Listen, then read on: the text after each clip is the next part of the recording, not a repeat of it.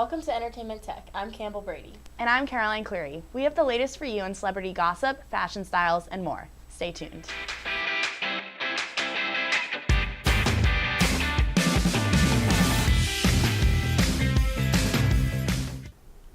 Welcome to the Select Chat segment. I'm Jessica Yan. And I'm Micah Osbury. We'll be starting with the latest gossip. After nearly 9 months, Ariana Grande and Big Sean have split. The main reason for the split seems to be their conflicting work schedules. They've decided to put on a joint statement regarding the breakup. It reads, "They both care deeply for each other and remain close friends. We kindly ask that the media respect their wish for privacy regarding the personal matter at this time." When the couple first began dating, it received a lot of attention over the fact that Big Sean looks quite a bit older than her. But as the relationship progressed, their fans really backed them. Grande's fans were concerned that she wasn't doing well after hearing the news, but she assured them that she is going to be fine in a tweet saying, "I love you, babes, so much. You're a bunch of angels, honestly. Your love/care is appreciated so much. I'm good, I promise." Fans of Jordin Sparks have been curiously awaiting confirmation about whether the American Idol is dating rapper Sage the Gemini. Sparks has recently posted multiple pictures to social media of the pair, including romantic pics and gym selfies. For his part, Sage the Gemini, whose real name is Dominic Wynn Woods, also has many Insta posts with the singer, including some with the caption #WCE or Woman Crush Everyday. This relationship comes after Sparks' surprise breakup with singer Jason Derulo last September. Since then, she has been working on her upcoming album titled Right Here, Right Now. Maybe some of the songs will be inspired by her new relationship. Recently, Taylor Swift gave us heart-wrenching news announcing that her mother has cancer.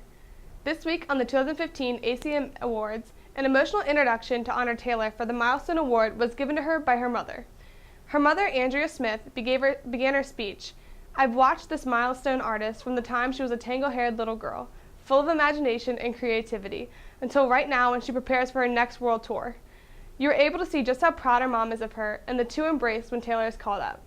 Taylor's acceptance speech describes the struggles transitioning from a country to a pop singer. Showing us that she knows where her roots are, she concludes her speech with, "I'm unbelievably proud that I've learned to treat people with kindness and respect through country music." Will we one day be referring to Waka Flocka Flame as Mr. President? That remains to be seen, but in what is turning out to be a serious endeavor, the rapper announced his candidacy for the 2016 race on none other than 420 with a campaign video published on Rolling Stone.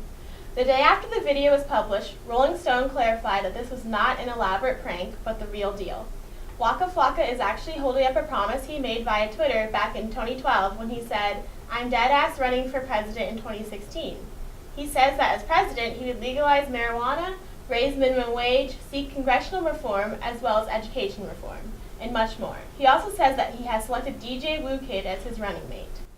I don't see how this is a thing. He's 29. Is that not a rule anymore that you have to be 35? Maybe no one let him know that, so maybe he'll try to run again in a few years when he's actually I old saw enough. on Snapchat today that there was this guy at UVA actually campaigning for him. Maybe he doesn't know it's a joke, but everyone else knows it's a joke. I'm still kind of confused about that, Yeah, I am too. to be honest. Since the shock about Zayn Malik leaving the #1 boy band in the world is dying down, it's time to talk about his new life after One Direction. According to the UK newspaper The Sun, the British singer has enjoyed watching late-night movies, enjoying some home-cooked meals, and singing karaoke.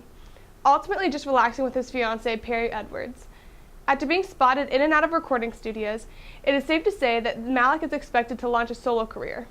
Zayn Malik's friend and producer of Naughty Boy told The Sun he's doing the things he hasn't done for years, coming to the studio as his way of chilling, and he's here with his friends. So I noticed he shaved his head. Have you noticed that I have. trend? Yep, with Like boys who leave their boy bands that go and launch solo careers. Yeah, like Justin Timberlake. and Nick Jonas. Yep, So maybe we'll see big things from him. I hope so. Yeah. This week, comedian Amy Schumer proved that just because she was at a fancy gala didn't mean that she had to leave the jokes at home. At the Time 100 gala in NYC, Schumer decided to purposely fall to the ground in front of Kim Kardashian and Kanye West as the pair walked the red carpet. The internet was full of laughs in the moments after, but it was hard to tell how Kanye felt, given their standard subdued expressions. Schumer says she talked to them during the event and says, "I talked to them. They were like, 'What?' Kim was worried for me, and I think Kanye was just scared that I was doing something. They were really sweet." She goes on to say, Kim was really funny. She was like, that was really funny. The prank comes the same night the third season of her show, Inside Amy Schumer, premiered on Comedy Central. Kanye's expression was classic. He just like stood there kind of disgusted, like not knowing what to do. Yeah, just classic Kanye. Like, who's this person? I wonder if they knew who she was. Taking his before spotlight. that. Yeah, exactly. I know. So, I guess they thought it was funny. So, oh well. Stay tuned for Fashion Styles after the break. Up, college is hard. Down, those books are heavy. My sport is football, but my passion is education. So every year I take promising high schoolers on a college tour to show them that higher education means a brighter future. My name is Nnamdi Asamoah. I don't just wear the shirt, I live it. You can be a reader, tutor, or mentor too. Take the pledge at liveunited.org/volunteer. Do you wear this?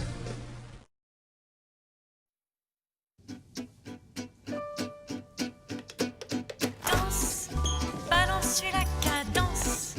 On devient tes hanches au bal du dimanche. Danse, que la fête commence. Dans ma belle robe blanche, je suis ton chou, ton You didn't give up on sex. Don't give up on birth control either. There are more methods than you think. Find yours at bedsider.org. Welcome back to Celeb Chat. I'm Campbell Brady. And I'm Caroline Cleary with your latest fashion styles. The always beautiful Blake Lively absolutely stole the show for her many red carpet appearances this week.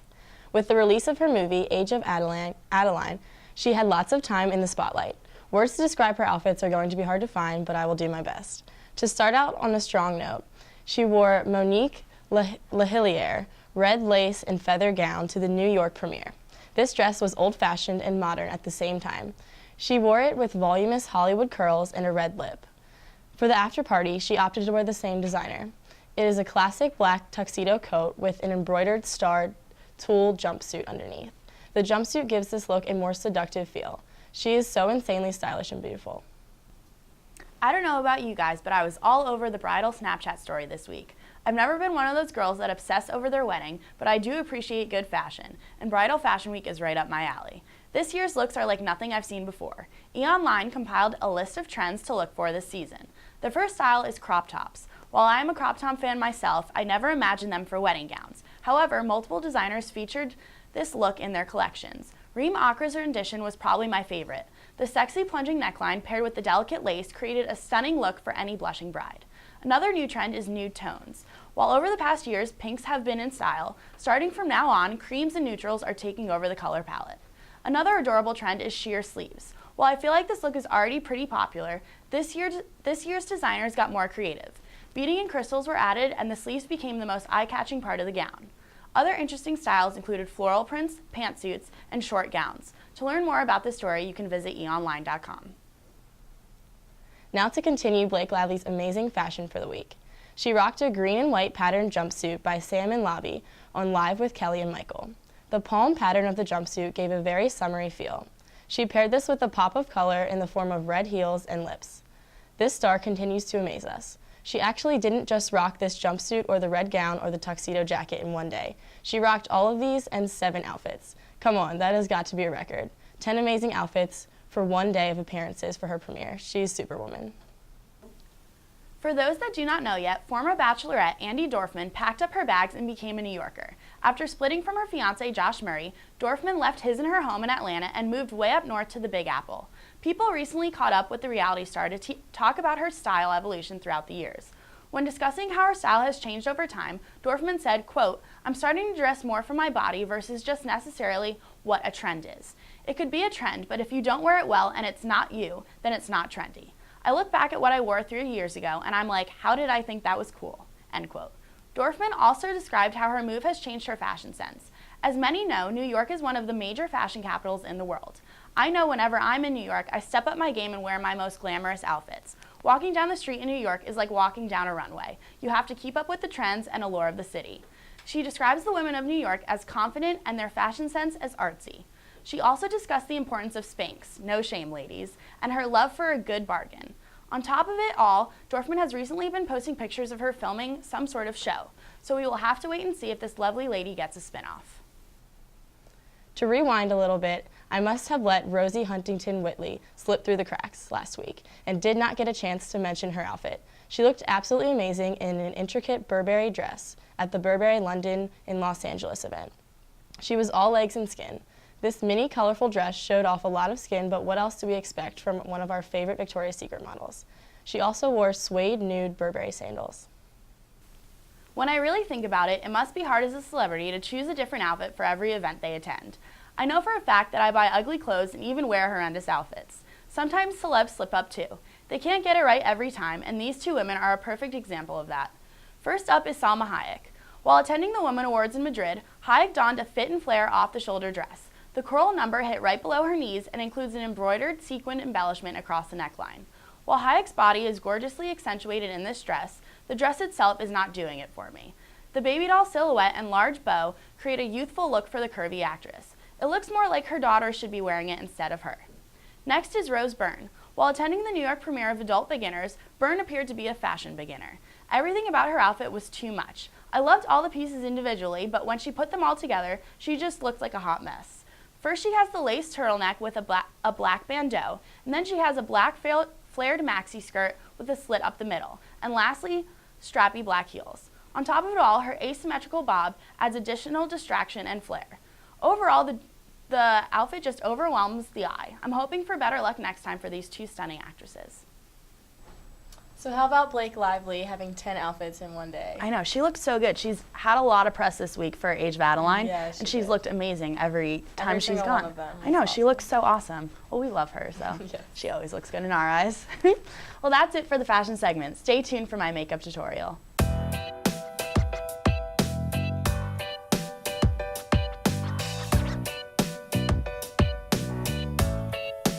Hi guys! This week I decided, instead of doing a makeup tutorial, that we were going to talk about brushes, because I feel like people kind of forget about the brush itself. People are always just thinking about the makeup. Oh, I need this designer makeup, I need this kind of product. But you also need a nice brush. I know when I started doing my makeup in middle school and stuff, I just used like the drugstore one that came with the makeup. And as I've gotten older and started using nicer makeup and stuff, I've realized that the nicer the brush, the better everything's going to turn out. So we're just going to talk about some of my brushes and different kinds of ones that you can get for different things. So first we're going to start with the face. So this is my foundation brush. And I know it looks a little different. If any of you have heard of like a kabuki brush, this is almost like a mini one. And it's like nice hairs. If you touch it, it's a lot different than an eyeshadow brush. It's very soft, and it's from Bobbi Brown. It came with my foundation that I have, and it's the full coverage face brush. I love this. I think it applicates my face makeup so well, and I would seriously suggest it. I know that a lot of people also, another type of foundation brush is kind of just like a flat, it almost looks like a paintbrush. That works just as well. I just like this one better. I like that it has like more bristles and it's rounder, so it's more of a circular motion when you're using it. Okay, next is my bronzer brush. And honestly, I don't use a lot of bronzer like all over my face. I just use my bronzer to contour my face. Because I'm just a little bit darker naturally, so I kind of just have a tan already, so I feel like using too much bronzer, I don't want to look orange. So I just use my bronzer for contouring, and the great part about this brush is that it's angled. So you can see the angle right there. So it's perfect for that crease right there.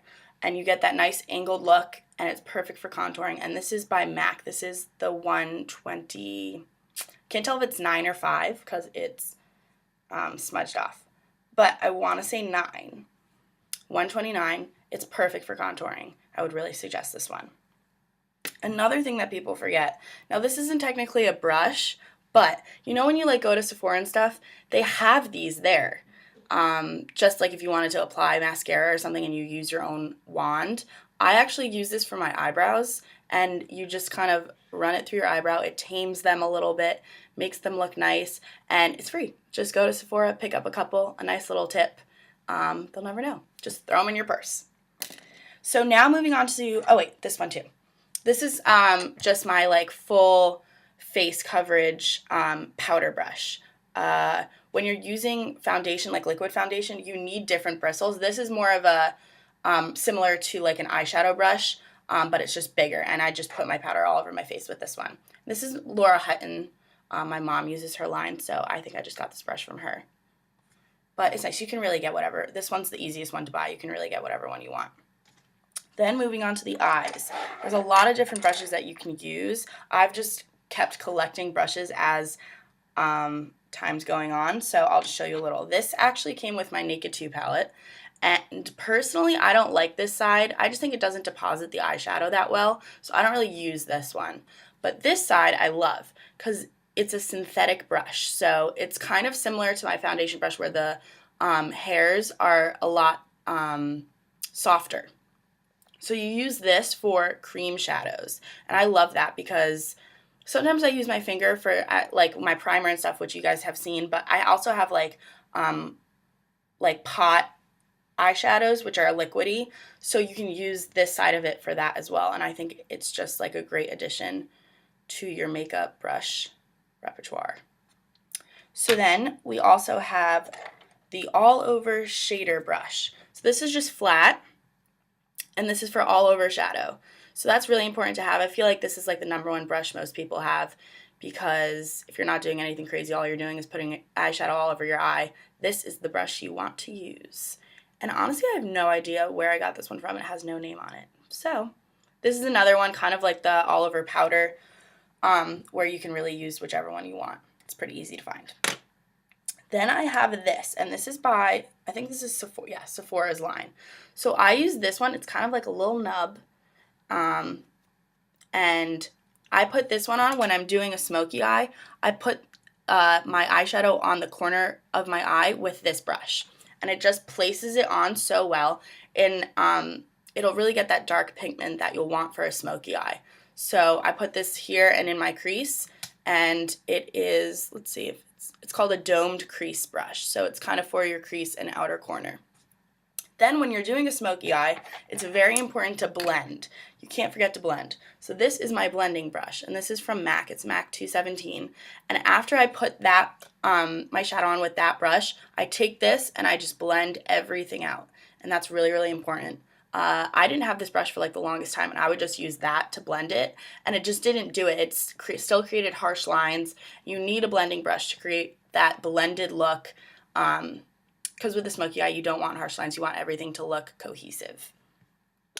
Then I know that I used a lot of different eyeliners. When I first started using eyeliner, I actually used a Bobbi Brown like eyeliner pot, and this is the brush that I got with it. You can see it's like very tiny and it's angled a little, so you would just paint it on with this, and I actually really, really like that. And I think especially for beginners, this is a great tool to have because you have so much control with this. It's almost like a paintbrush, so you're literally painting your eyeliner onto your face, and it just gives you a lot of control and ability to, you know, fix something if you mess it up and do what you want with it. So I would really suggest this one for beginners.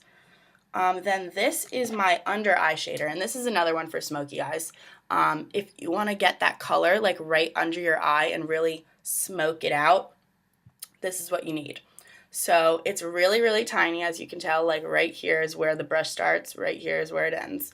But it's really just for that under eye right here, just to add a little bit more pop. And then lastly, I've used this before, my lip brush. Now, you don't really have to get this if you don't want to. I just think it creates a cleaner line, and it's retractable, from Sephora. So if you want that clean lip line, I would suggest this brush. You know, it's not really like necessary, but if you feel like you can't get that line with just your lipstick, I would suggest buying this because it's a great addition. And that's really it. Yeah, so just it's important to remember brushes are important. They're just as important as makeup. So keep that in mind and you will do great.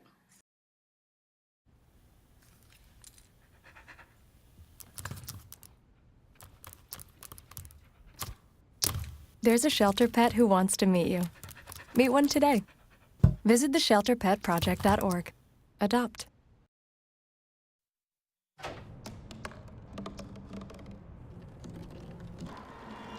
Everybody has a dream.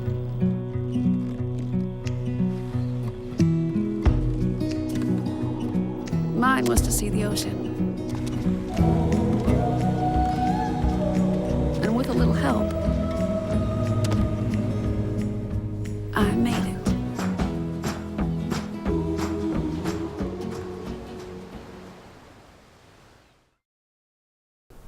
Hello, I'm Madeline Fowler. And I'm Alexis Walsh with upcoming events. The Southwest Virginia Ballet will be putting on the show Cinderella at the Berglund Performing Arts Theater in Roanoke. The show will take place on Saturday, May 2nd at 2 p.m. and 7 p.m. and on Sunday, May 3rd at 3 p.m. There are multiple ticket options including rear balcony tickets for $19, front balcony tickets for $26, pit tickets for $33, and orchestra tickets for $43. These ticket prices are adult prices. There are reduced prices for children. According to the Southwest Virginia Ballet's website, the SWV Ballet strives to bring quality pre-professional dance through artistic, instructional, and performance excellence, providing opportunities to our youth and community and achieving regional, national, and international recognition. This show is one of the last of the 2014 to 2015 season, so if you are a fan of ballet, you don't want to miss this. Now, I'm personally not the biggest fan of ballet, but I know my sister is. I did ballet when I was younger, so this was one of my favorite shows. We did Cinderella, and it was so much fun. Well, this Saturday, April 25th, from 11:30 to 1:30, the Division of Student Affairs will be sponsoring the annual Spring Family Weekend Tailgate. Ticket prices are $15 for adults and $8 for children 12 and under. If you have not ordered your tickets yet, be sure to order as soon as possible because these tickets are only a few away from being completely sold out. You really can't beat enjoying a spread of tailgate-style food with other Hokie families and students. So come out and pregame Virginia Tech style with games, music, and much, much more. Paying adults who purchase tickets ahead of time will receive a free t-shirt at the tailgate while supplies last. Remember, the family tailgate is for families of currently enrolled students only. So if this applies to you, we hope to see you there this Saturday. I actually heard this event was sold out already. I believe it. I think it's a huge thing here, so that's super awesome. Yeah.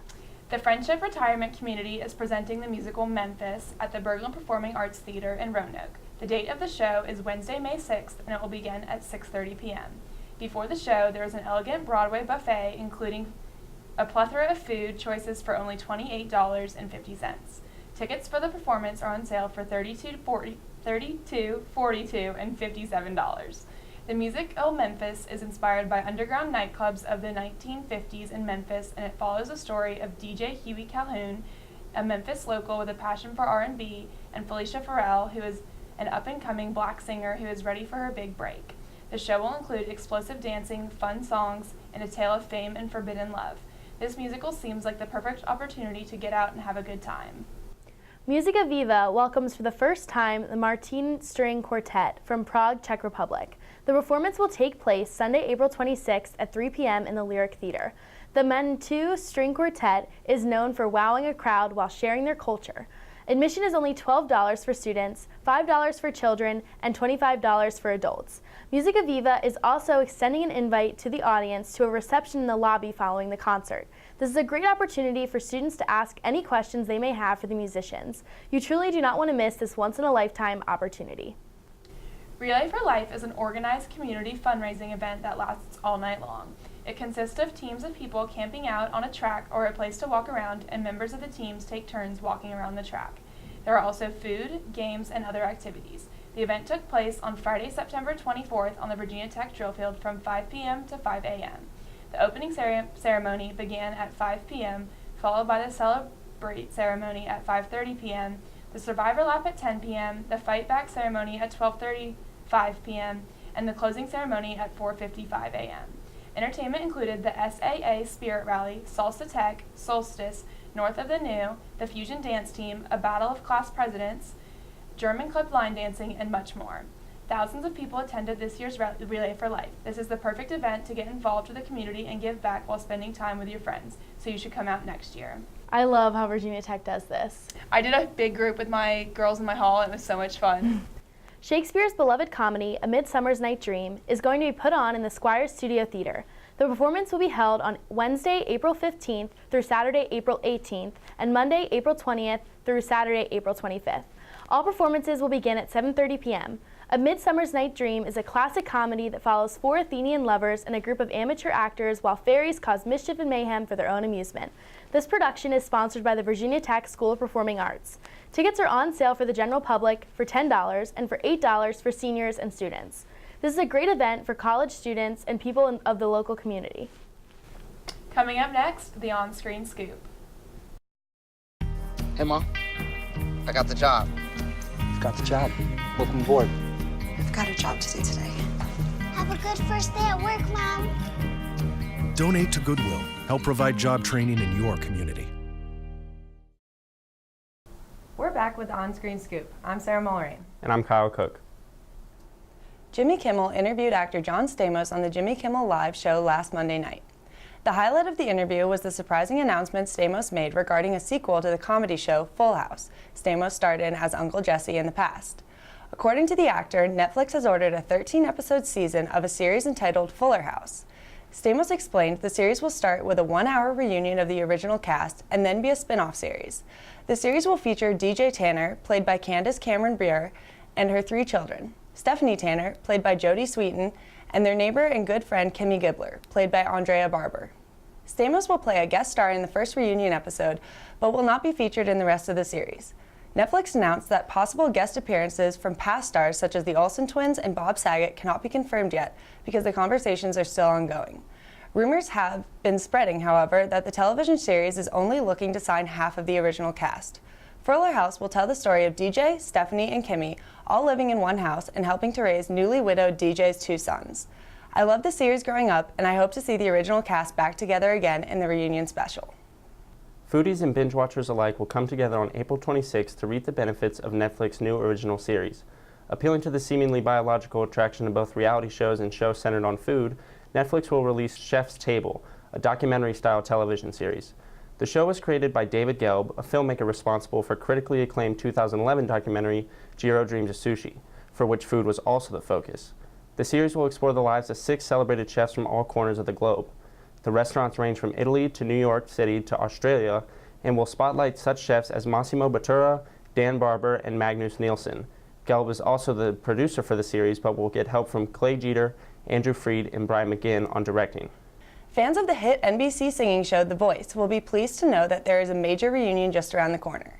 Adam Levine, Blake Shelton, Pharrell Williams, and Christina Aguilera are judges for the current season. But on Monday, April 27th, they will be joined by Gwen Stefani, Usher, and CeeLo Green, who all served as judges in past seasons. The 3 past judges will guest on the current season and will take on the role of advisors during their appearances. The 3 past judges will coach the contestants and prepare them to sing in front of the audience and current judges. This week will be an extremely important time for the contestants because the guest judges will not only be able to offer their expertise as recording artists, but also as former judges on the show. I watched the series when it first started, but it eventually became repetitive for me and too similar to the other hit singing show, American Idol. But this is the first time a reunion this big has happened on The Voice, and I am sure there are numerous amounts of people that will be extremely excited for it. The latest installment of Steven Spielberg's Jurassic Park series, Jurassic World, has released their first full-length trailer. The movie again focuses on the prehistoric theme park gone wrong. This time, Jurassic World was experiencing a decline in visitors, so they genetically modified a dino to be bigger than a T-Rex. As you can probably imagine, this backfires as the ever-evolving monster wreaks havoc in both the human world and in the world of the dinosaurs around him.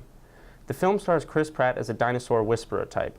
The trailer leads the viewer to believe that Pratt will be the hero of the film, all the while butting heads with the higher-ups who may not be as empathetic towards the dinosaurs as Pratt is.